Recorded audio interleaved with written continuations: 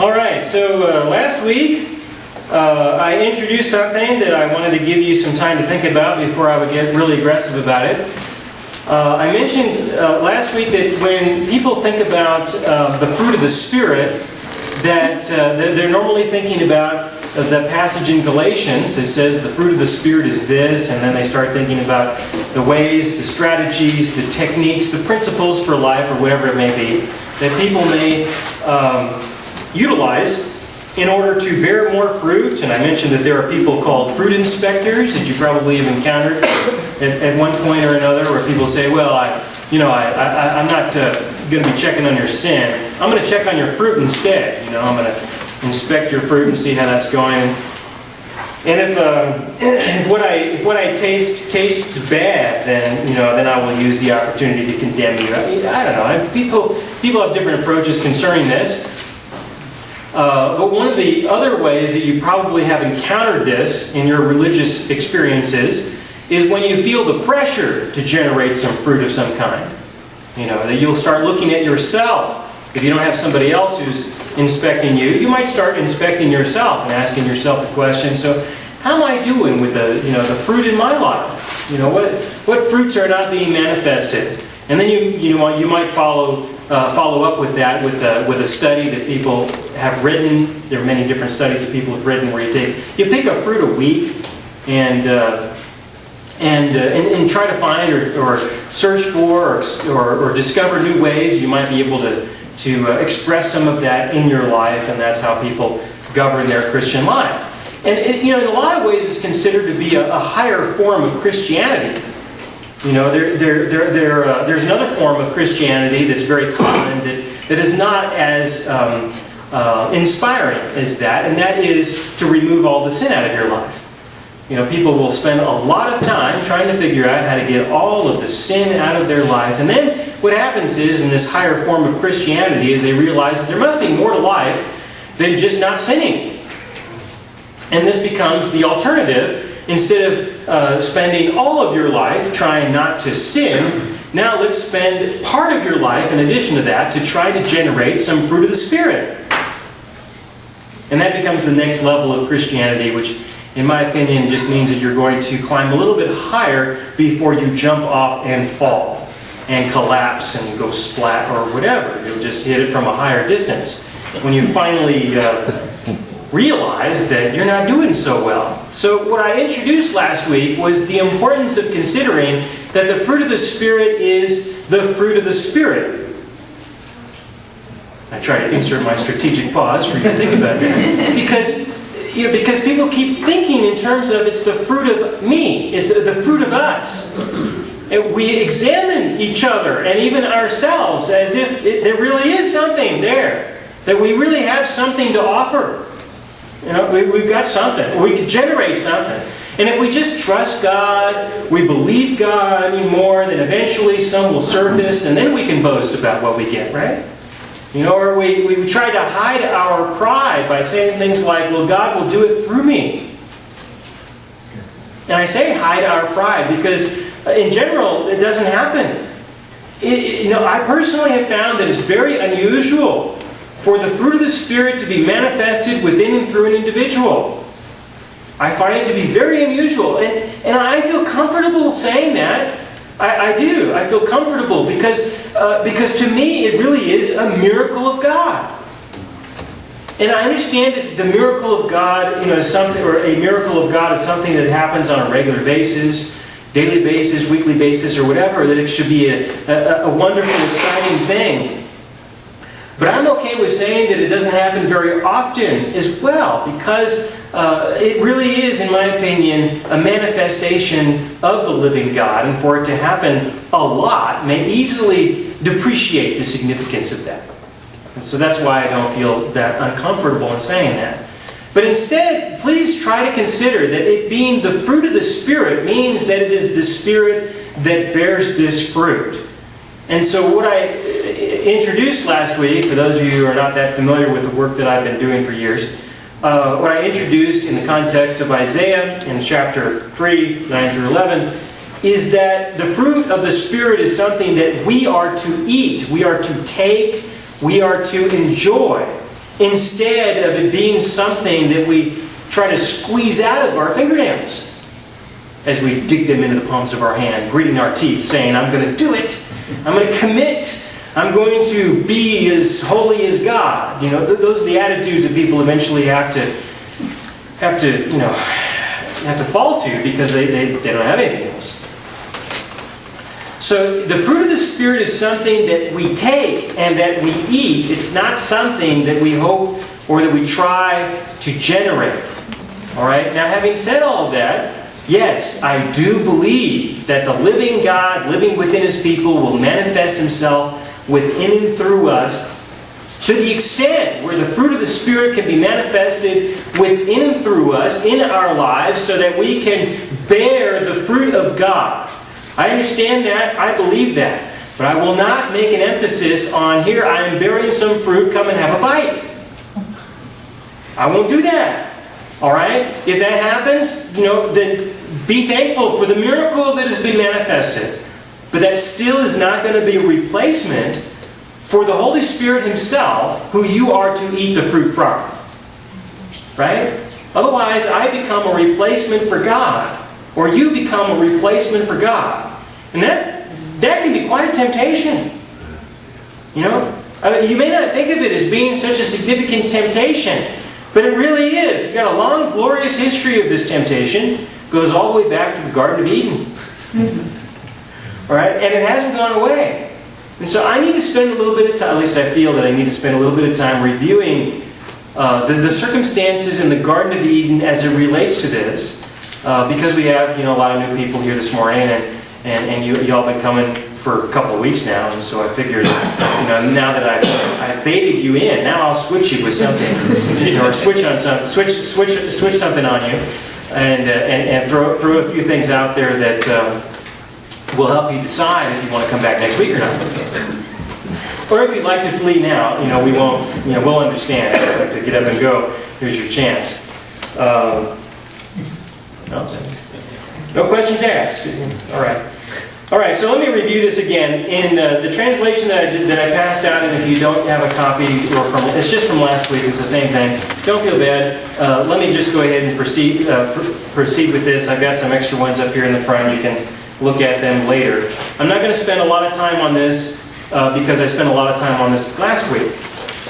And I have CDs in the box from last week that you can pull out and listen to. Instead, I'm just going to read this as a review in order to show you how important it is to go back and refer to the circumstances where all these problems came from. All right, so it says in verse 9, this is Isaiah chapter 3, verse 9, the recognition of their faces testifies against them, and I'm reading the thought for thought at the bottom. The recognition in their faces testifies against them, and their sin is like Sodom. They declare, they do not conceal, and cease. Woe to their souls, their very being.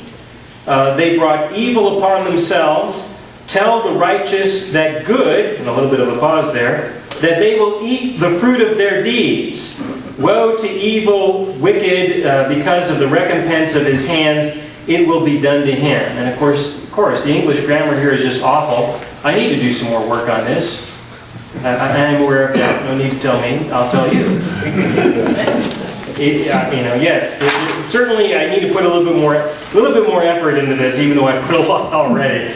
It's hard because you can add words in there that will create meanings that the writer didn't intend. That's what's tough. Okay, but there are some key words in here that I mentioned last week that continually refers you back to Genesis. Genesis chapter 1, Genesis chapter 2. I mentioned those last week. But I'd like to spend some time with verse 10 where it says, tell the righteous that good, and the pause is based on the fact that there is none righteous, all right, that they will eat the fruit of their deeds, while those who think they are righteous are now going to be confronted with the fact that they're going to eat the fruit of their deeds, which is that even though they might think they're righteous, they're not, and the sin in their life they're going to be held in account for. They're going to be held accountable for that per se. And they will eat the fruit of their deeds, which means that their deeds are evil and they're going to be eating some rotten fruit. Woe to evil, wicked, because of the recompense of their hands, it will be done to him.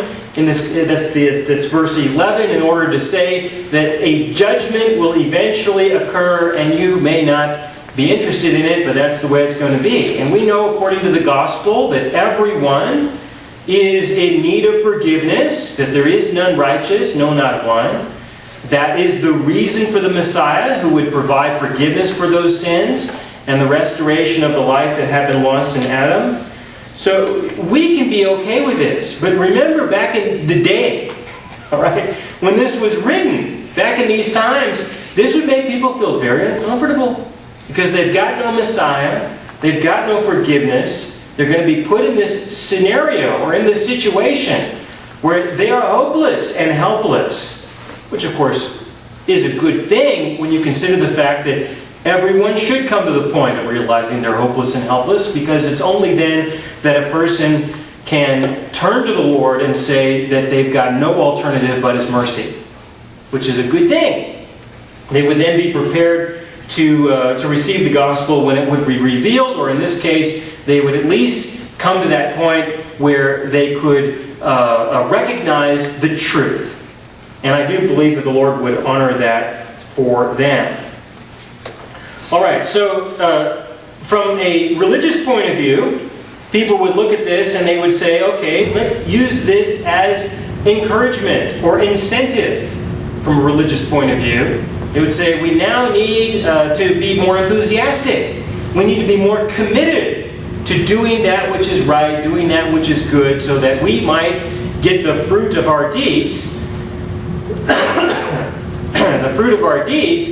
And we want some good fruit to be done to us, to come back to us, for us to eat. And so we better work harder to generate something worth eating. That's what the religious attitude will then commit to. And through an individual's pride, they will pursue that. And you know, there's nothing inherently wrong with that when you consider the devotion required, when you consider the commitment required. You know, I mean, it takes a lot for a person to commit to a task that deep down inside they should know they will probably never achieve. All right? I mean, from that point of view, there's no reason to just go to someone and say, you know, you are evil. I mean, you could say, you know, you're evil. Be a little more polite about it with some understanding, okay? That at least they were trying. At least they were being committed to an extent. But I want you to get the sense for this, that the idea that people will live by still is that they're going to produce something. They're going to generate something. And people don't catch right away. It does take some time often. They don't catch right away that this is evil, that this does have a long and glorious history, because it sounds good. You know, it sounds good to an extent. So I'm going to skip ahead a little bit in Isaiah over to Isaiah chapter 14. I didn't translate it, so when I do, it might sound a little bit different. I have not looked at that section in the text. You know, I can only do so much. That just hasn't happened yet. So in another year, when I get to that, I might say something a little bit different. But I'm just going to read from the New King James Version in Isaiah chapter 14, beginning around verse 12. Just to give you a better perspective concerning this. Isaiah chapter 14, beginning in verse 12, it says, "How you are fallen from heaven, O Lucifer, son of the morning, how you are cut down to the ground, you who weaken the nations.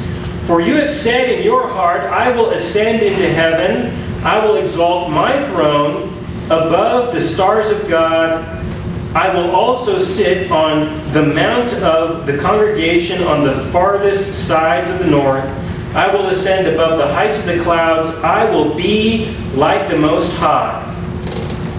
Verse 15 says, "Yet you shall be brought down to Sheol, to the lowest depths of the pit." I want you to hear what he says in verse 14. "I will ascend above the heights of the clouds. I will be like the Most High." Where he says, "I will be like the Most High," it's a hard thing for people to grasp, because in most cases people are assuming that what he said was, I will be nothing like the Most High. I will be the anti-Most High. Right? People say, well, the devil, he wanted to be sure that he was nothing like God at all. And people view him that way, don't they? They say, Satan, the devil, he's whatever God is not. He's the opposite of God. Or some people think that he's like God's brother, the evil twin, or something to that effect. They give that kind of impression for some reason. But what he said was that he wanted to be like him. Not that he wanted to be not like him, or that he didn't want to be like him. He really wanted to be like him. And not just from the point of view of be like him in the sense that he's got his authority, but maybe even his responsibility in addition to that.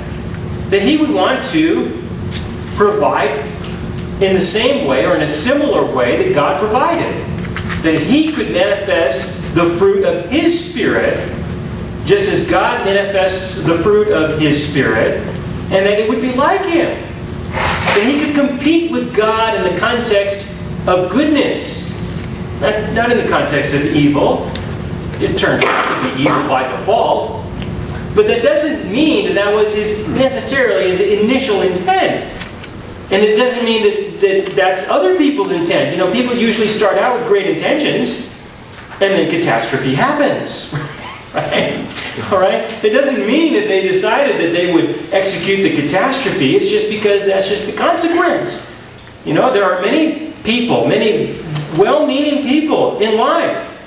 One of the common representations of this is somebody who just really wants to help other people. They just want to do it with somebody else's resources, not their own.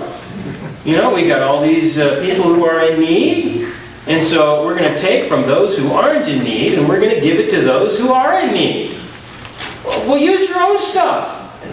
If that's how you feel about it, use your stuff. You don't need to come and take my stuff or somebody else's stuff. Use your stuff to do that. What's the consequence? If you take my stuff, what's the point of me making more stuff? You think I'm just going to keep producing? How long do you think it's going to take before I realize that maybe I should just make stuff for myself? And not make more than that because people are going to come take it anyway. And then the well-meaning person is going to run out of stuff, and all the needy people are going to come to them and say, hey, where's my stuff? And they say, well, nobody's making any more stuff for you that I can go take to give to you. And then you have catastrophe, right? Great calamity, catastrophe. This is a common problem that's happened throughout the course of history. Well-meaning intentions that lead to great destruction. Satan, Lucifer, could very well have, and I'm not suggesting that he was, all right? I'm just saying that if he did have evil intent, that would make sense. If he had some good intent, well, we should etch that in jello, all right? But if he did not have any good intentions at all, and really did intend to have great catastrophe in the end, that's his business. But the people who he is using a lot of people who don't have that great catastrophe in mind at the end, but do have good intentions per se. Does that make sense? So if we have people around us who are not the devil, and they have great intentions that lead to catastrophes, all right, on that basis, I'm suggesting that maybe Satan had some good intentions, even though it led to absolute catastrophe. All right, but I'm etching this in jello. Please don't quote me and say that this is the absolute thing that, the way it was. I would just like to emphasize the point, for now, that he said he wanted to be like the Most High. And in wanting to be like the Most High, one of the ways that he could be like God is by offering something that seems good, even though it's not going to be. But at least it seems that way. There's the impression that it is, and that's when he presented, or that would be the basis from which he gives his presentation to Eve, when he speaks to her in the Garden of Eden, saying, "Look, we got the tree of the knowledge of good and evil." He could have started by saying, "Well, there's a lot of evil here, so let's be evil." And he didn't do that. He didn't use that as leverage. He says there's good here. And you can be like God. You can have an improvement. You know, God knows that if you know what's good and evil, then you will be like Him. Which is the same message that we have communicated here in Isaiah 14, where He said He wants to be like God. Don't you want to be like God? Right? Now, I mean, there's other ways to advertise this. We can say things like, don't you want to be like Jesus? You know, that's another way of advertising the same philosophy. Don't you want to be like Jesus? You know, well, Jesus was God, manifested in the flesh. It's the same message. So we need to lighten that one up a little bit. Don't you want to be a good Christian? You know, that's a little bit easier to handle.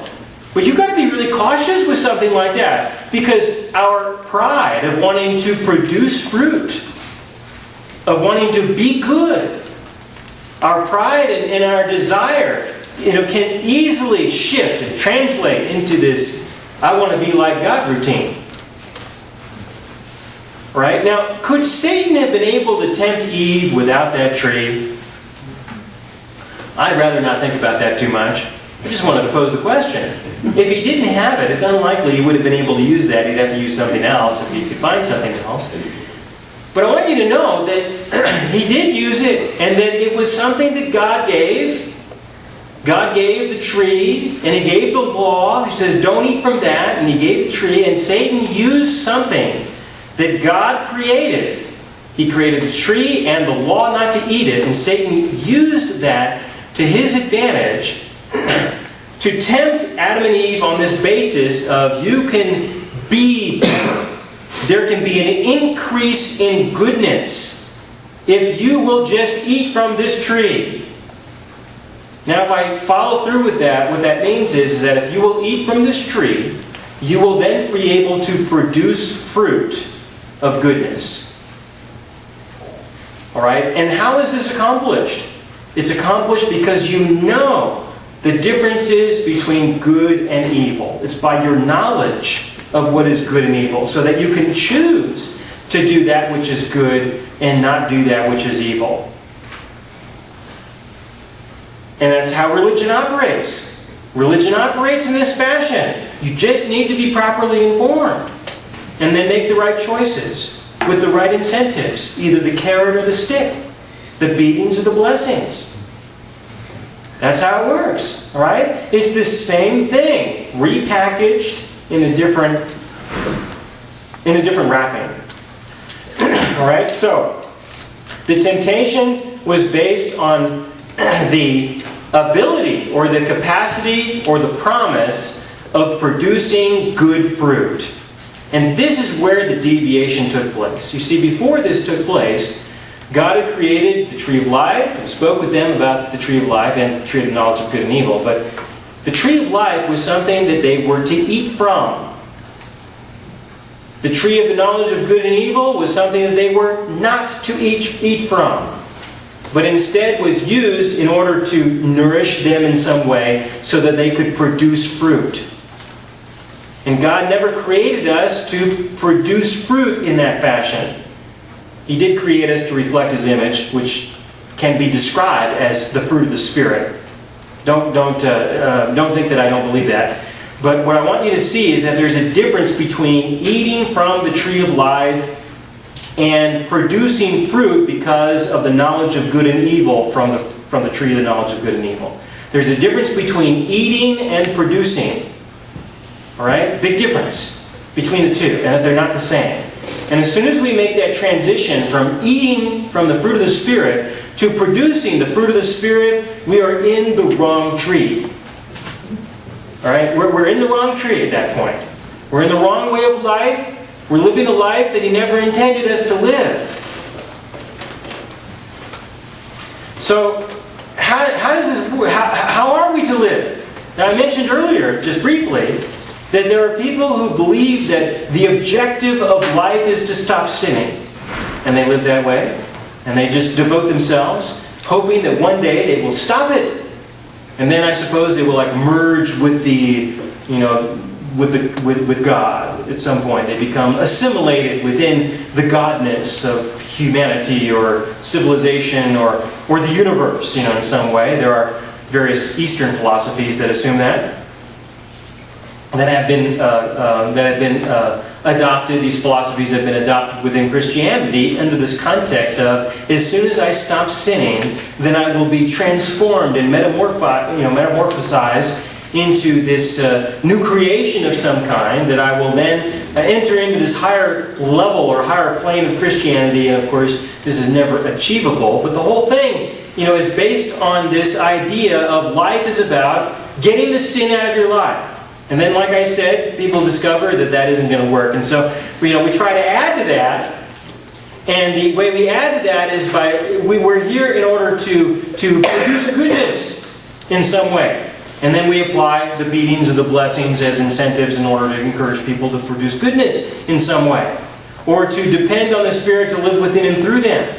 But what does it take for the Spirit to live within and through you so that you can manifest fruit? People won't define that. Okay?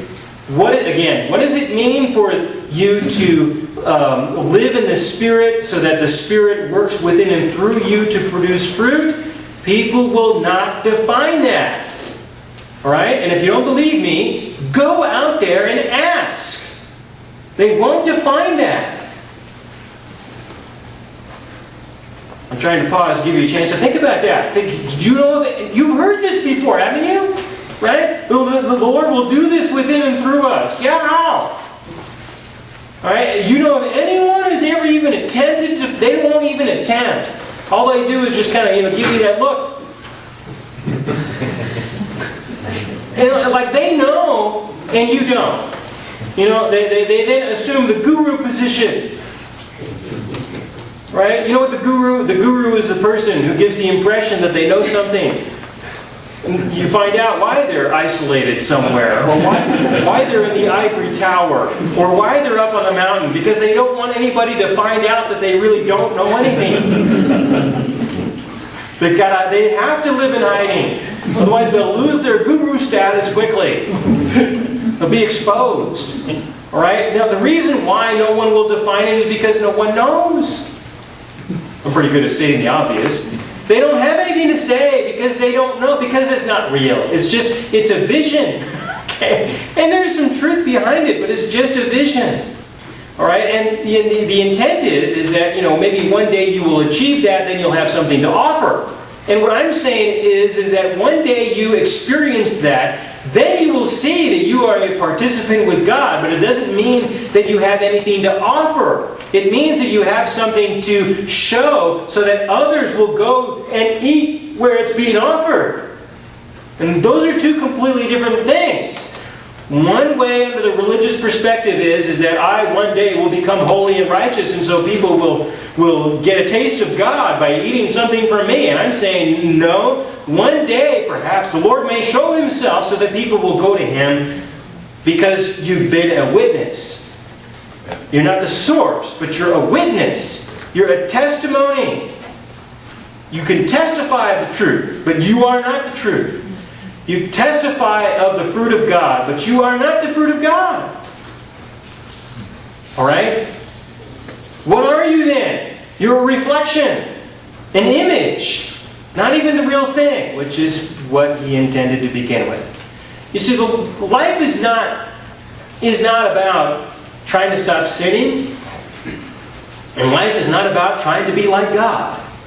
There really is more to life than that. I know that might sound a little bit bizarre, because that's what people deal with. It's either about, I either have sin, I have the absence of sin, or maybe a little bit of fruit of the Spirit. And folks, there's a lot more to life than just that. Consider the Garden of Eden, when He made Adam. He made Adam, and one of the things that He asked Adam to do was name the animals. I even wrote down where you can read about this, 2 verses. He brought the animals to Adam, and He says, Adam, I made these animals. And where is it here? It's in chapter 2, verses 19 and 20. Genesis chapter 2, verses 19 and 20, God brings the animals, and He says, I made these animals. Why don't you name these animals? Now, obviously, Adam could not have made those animals. God could make the animals, so He made the animals. And obviously, God could have named those animals. But he asked Adam to name those animals. Is it because God ran out of names? He wanted Adam to be, No, it's because he wants Adam to be a participant in the work that he's doing. To participate. Of course there's things he can't do, but there's things he can do. And so let's do that. And so he did that. He gave him the garden. Now he's not going to be able to make the plants and provide the water and all that stuff and the sunlight, everything that the plants would need. But he can take care of the plants. He can eat from the plants. Those are things that he can do. Now, there's a big difference between living a life trying to get your flesh under control and living your life being a participant in the work of God. There is a difference between the two. There is more going on besides just that. There is a lot going on. The Lord is actively involved in the world that He has created, and He's given us all kinds of resources and things that we can use, that we can discover, that we can make new things out of. The production of life begins, of course, with that living things grow. But living things can take things that are not living, and they can make things out of those things too. Or they can care for things that are growing in order to help them grow more. Does that have anything to do with sin? No. It has nothing to do with that at all.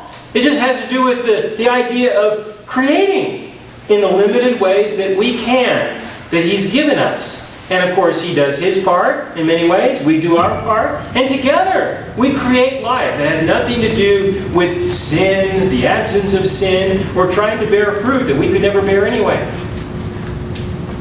There is more to life than religion. Alright? And that life has to do with living with your God.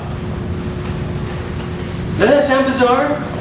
It sounds bizarre because people assume that life is just about religion, or religion can only define life. But what I just said is that there's a difference between the living God and religion. That's what I mean. There's a big difference between the living God, what He is doing, and religion, and what they think they're doing, but they're not doing. Or what they try to do that they can't do. There's a huge separation between the two. It's just, it's well defined when I say that there is a life of eating from the fruit of the Spirit and a life of trying to generate the fruit of the Spirit. There's a complete separation between those two things. Right? Now, one way to look at this, which I think is very helpful, is to consider what it means, or what it meant, when God created man in His image. This is in Genesis chapter 1, verse 26. Genesis chapter 1, verse 26, where He said, "Let us make man in our image." Right? Now that word is an easy word to define. It is not a difficult word to translate. It really isn't. It just means a reflection.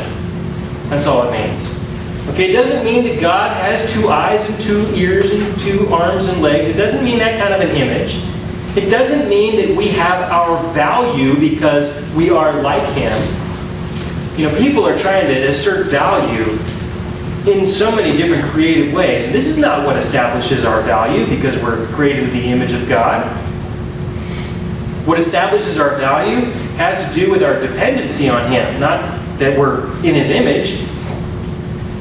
Those are 2 different things. Now, when he says image, he uses the word reflection, a reflection that you would see off of a body of water or off of a mirror. Do you then look at the water and say, wow, look how godly the water is? Or how godly the mirror is? When you got up this morning, at some point you probably looked in a mirror. And did you worship the mirror? You say, look, oh, thou wast holy mirror. You might look at your reflection and say, well, you look good this morning. Or maybe not. All right? The mirror is nothing more than it provides a reflection. That's all it is. And God created us to be a mirror, to be a reflection of Him, so that the invisible God might be manifested in a physical, visible, audible way. In a unique way. The fullness of God, He who dwells in unapproachable light, is a little bit too much to handle at times.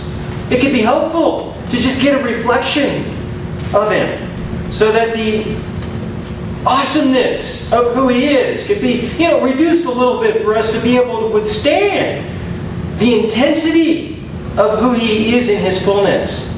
It's acceptable in that context to reflect Him off of a body of water rather than maybe a really nice mirror. Perhaps you prefer something a little muddy, just in order to reduce the intensity a bit so that you can filter things out and handle something of His substance without having to withstand the fullness of His substance all at once. Does that make sense? All right, this is one of the reasons why we can enjoy the lifetime that we experience, why we can enjoy the lifetime that we experience of growing to know our God a little bit at a time. Because He really is enormous. I mean, if the Lord would reveal to me, if I was to look back on the last 20 or 30 years of the revelation of God that I personally have experienced, and He threw all of that at me on day 2, after being born again, I would not survive. All right? I'm very thankful for that. So this image, this reflective capacity, has great value, all right? Because He's so awesome that it helps to handle Him a little bit at a time. But that's the word that He chose to use when He created mankind. He chose to use a word that means a reflection of who He is. We wouldn't be the origin of the fruit. We would just simply be a reflection as a testimony of it. The same thing when you look in the mirror. You don't reach out and touch your nose on the mirror. You got to do this. Okay? It's somewhere else. The Lord is not us. We are not the Lord. He is somewhere else. But we can become a physical, visible, and audible manifestation of the living God as He reflects Himself off of us so that others may see Him. And that is a little bit different than bearing the fruit of the Spirit. Just a little bit. Okay? I mean, we can say, in a sense, that when we express joy, gentleness, self-control, we are bearing the fruit of the Spirit. I understand that. And it's true. And there's no reason to mince words, to chop them up into little pieces and figure out just exactly what we're communicating. Listen, when we're talking in English, in the culture that we're around, for us to say that we are manifesting the fruit of the Spirit, it's acceptable, all right? But deep down inside, we ought to know, we ought to be able to keep track of the fact that what we're manifesting is a reflection of the Spirit. That it really is just a reflection of Him, a testimony of Him, and that it's a way of us knowing and understanding and appreciating the fact that this is what we've been eating, but it's not to be a substitute for the real fruit, just like the reflection is not a substitute for you. You're still where you are. The reflection is not going to be a substitute for you. You are not going to be a substitute for God. You can only be a testimony that would direct other people to Him where they may receive what He has to offer and the true fruit of the Spirit, where they also can eat from His tree and they can be satisfied and they can be full and they can be at peace and they can be complete and they can live their life differently than trying to live their life to try to stop sinning or to try to do something that they cannot do. Living according to the knowledge of good and evil. Am I making any sense? Can I get a witness? Get a witness, if I may use that expression. All right? So I felt it was necessary to review that so that I could tell you this. All right? And that is that the devil would then see us as a temptation. He could see us as the temptation. Because we could provide him with an opportunity to be like God. We can provide him with an opportunity to be like God because if we will eat from the fruit that he has to offer, then he can reflect himself within and through us so that we might be a testimony and a witness of the devil. Right? Now this is where I start getting into those things that you might want to flee from. So I will, caution you, let you know, where some of these esoteric things may potentially exist. This is one. And that is that the devil would see us as a temptation so that he might reflect his image within and through us, so that people could see who he is and turn to who he is. But what is the fruit that he has to offer? He doesn't have the fruit of the Spirit. He's a spirit, but he doesn't have anything to offer. He's got nothing to offer. With the exception of the knowledge of good and evil. That's all he's got to offer. Where did he get that from? He got that from the Lord, I'm sure. Right? But that's all that he's got to offer. And so even the devil himself has nothing to offer except what God created. He took the knowledge of good and evil, which God said we are not to live by, and he offers that. And he says, all you need to do is live by this. Live by this knowledge of good and evil. Do that which is good. Do not do that which is evil. And you'll be an improvement over what you were before. You will be like God. It's a lie. Alright? It's a lie. He took something that God defined. He defines. He's the one who defines what is good and evil. He took something that God defined. That's what he offers, because he's got nothing to offer himself. He takes that, he offers a lie, and when people believe the lie, and they live according to the lie that Satan creates, that's when people become a reflection of the devil. They live in the image of the devil. So while you may see people on occasion and say, you must be the devil, they're not. They're just a reflection of him. Okay? Which is what? It's the reflection of a lie. It's a lie. And so yes, I would follow up with that and say that in most cases, I'll leave some room for some exceptions.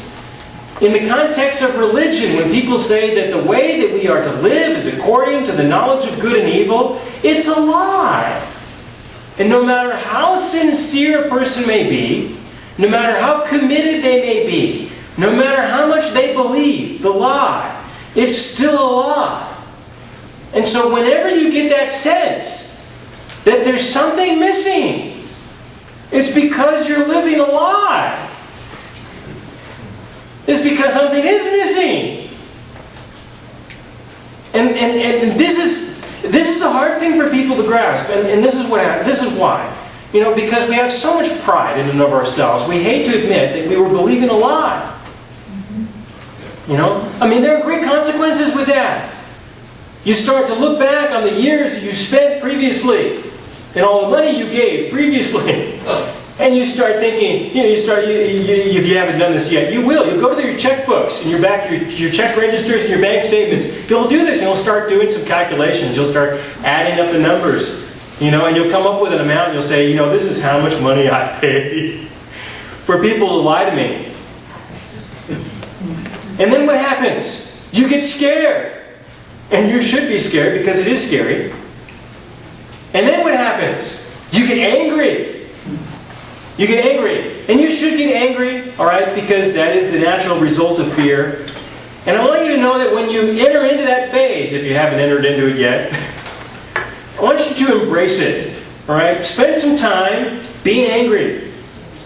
Don't just push it out. Alright? Spend some time being angry. And then get over it. Okay? Realize that lost time will never be found. And get on with your life. Okay? Benjamin Franklin said that. That's not me. All right. Lost time is never found. Lost money is never recovered. Let it go. Exercise forgiveness as the Lord forgave you. And let it go. All right? But when you enter in that phase of anger, don't get out of it too quickly. All right? Just get it. Let it work its way through your system. And realize that there just simply are a lot of people who live a lie that was originally propagated by the devil and are living as reflections and as images of the devil. So what do I hear when I hear somebody say, I'm the resident fruit inspector? Now, of course, they won't say that, right? But you'll figure that out after a few minutes of talking to them. They'll eventually find some way of expressing that to you, that they're the resident fruit inspector. I think of them as being the resident manifestation of the devil. I really do. That they really are a perfect reflection, living in the image of the devil, according to the knowledge of good and evil, living in some tree that God told us never even to get into. Never to eat from. And then that's what they're about. They're about eating from that tree, living in that tree, under the temptation of that which is good, which requires some good intentions. All right? And so that's why I won't say, so you're the resident reflection of the devil here. There's no reason to say that. All right? There's no reason to express that. I mean, that's not going to be constructive. It's not going to be useful. And so please be sensitive about this. All right? And don't just go out there and abuse people. All right? It's only because of a lie. That's right. It's only because of a lie, and it's because of a deception. Now, once you realize that you've been lied to, and once you realize that there is another way of life that's on the basis of eating from the fruit of the Spirit, okay, then that's when you can really get started. And sometimes you have to take this by faith. It's very difficult to appreciate the fullness of what I mean when I say that a miracle of God through the fruit of the Spirit manifested within and through an individual such that we might be a reflection of who He is as He created us to be once before. That this is something that can be intellectually understood, but until it is personally experienced, it's not going to be real. Again, I can give you a description of this. I can tell you that the fruit of the Spirit is manifested when you eat and take and receive the goodness and the love of God, the acceptance of God, when you embrace who He is for you, the forgiveness of God, and you rest in that, you will have an abundance of it within you to the extent that it's going to just sort of splash out of you, it's going to ooze out of you, whatever word you might want to describe. Eventually it's going to come out of you. It's going to happen. You're going to be nice to somebody. And you're going to mean it. And you're going to say, my goodness, look what just happened. All right? And you're going to say, well, that was God. That was a miracle. Because normally I wouldn't do that. I don't want to tell them that, but... All right? It's when this is experienced that it becomes real. So beforehand, there is an intellectual acknowledgement, but it's not an intellectual acknowledgement on the basis of good and evil. It's an intellectual acknowledgement just simply on the basis of this is the design of God. This is who He is. These are the conflicts. These are the issues. Live on the basis of who He is for you, and then in time, at some moments in time, you will discover Him doing a change within you. Not because He threatens to beat you or because He offers to bless you, but because He really has fulfilled the deepest needs that you have within you. And when you are resting on that basis of Him fulfilling the deepest needs within you, and you are living your life, and you encounter those circumstances in life where it is a consequence that you will respond differently. You will respond differently on the basis of what you have instead of on the basis of what you hope to get. You will respond because you are loved instead of responding because you want to be loved. You respond because you are accepted instead of responding because you want somebody to accept you. It's when that shift takes place, when that transition takes place, that you will begin to see that this is real and that it's not a lie. And then you will see that the other is a lie. That's when you'll know that it really is a lie. And that's when you start getting afraid and angry. And so, work through that. All right, work through that. All right? So I wanted to spend some time with that because it's very easy to read through this and think, tell the righteous the good that they will eat the fruit of their deeds, and you'll start thinking, okay, I better get my deeds a little tastier if I'm going to eat it. All right? You can start to think that way. And I just want you to know that this is the history of this. This is the root of this. And the Lord is using this in order to answer the question of, do we live according to the knowledge of good and evil or not? Do we live as a reflection of the devil or not? All right, this is the time when He is establishing the fact that people were lied to, that they really were lied to by the devil. He didn't tell the truth, at least not all the truth, and that it's okay to believe the Lord. All right, that's what's happening here. So I wanted to pause with that and explain that. I'll proceed into verse 12 next week. All right, let's pray. Heavenly Father, thank you for this time that we're able to spend to review the issues of life and eternity. And Lord, I do pray that we will reconsider the things that we have been confronted with before and reconsider the things that we may be hanging on to and really take a position on what is true and what is not. And if we have not done this, to begin to trust in you in a greater way, to give you the opportunity to show us that these things that were spoken of today are true. And I thank you for this in Jesus' name. Amen.